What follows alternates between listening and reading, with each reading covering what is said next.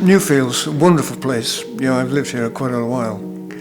Came here in '63 and I started to carve wood. And I learned how to use special tools. I learned how to make tools. And my skills at wood carving developed, and I found it very exciting. I've been fascinated with tools and working in minute things. Well, in my studio, which is absolutely crammed, I mean, there's work and tools all over the place, but there's a special glass case, and I call it the Museum of Similarities. I can't help but putting things together which are similar, and they feed me all the time. It's just a very exciting thing to do. We were also working in ceramics with my wife Gail, and we started to do shows, meeting other craftspeople, and I realised that there was nobody else doing work like me at all.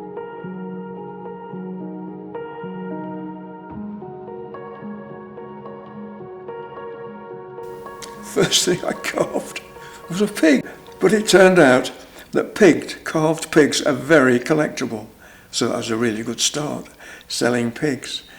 And then this lady came along and she bought a pig, took it home, and she rang me up the next day and said, I need other animals like this to go with my collection on the wall. I want a collection of all these animals. So she kept me busy. She was a really good help of starting up to carve animals. My designs are all my own. If you're copying something, you're copying from nature, really. And I just love foliage. And the thing is, when you're carving foliage, nobody can tell you it's wrong. But you can if you carve an animal. One leg is shorter than the other. This is something very valuable I learned. Just an animal's face, the side elevation. If you get the eye in the wrong place, everybody will tell you. They'll notice. But when you carve foliage, you can keep your head down and just keep on carving. It's wonderful because the leaves are growing under the chisel. And it's like becoming a co-creator with God. You are creating that tree. It's very exciting. But with foliage, you can do long runs. You can decorate a building with foliage so easily.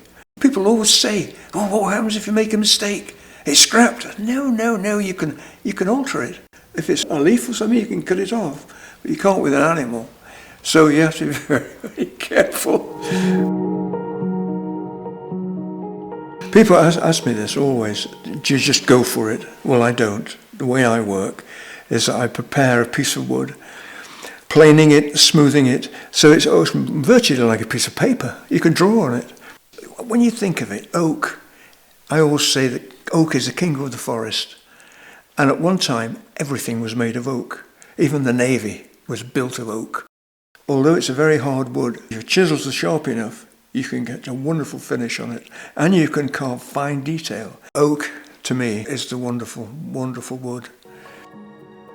The Newfields experience is peace and quiet, solitude,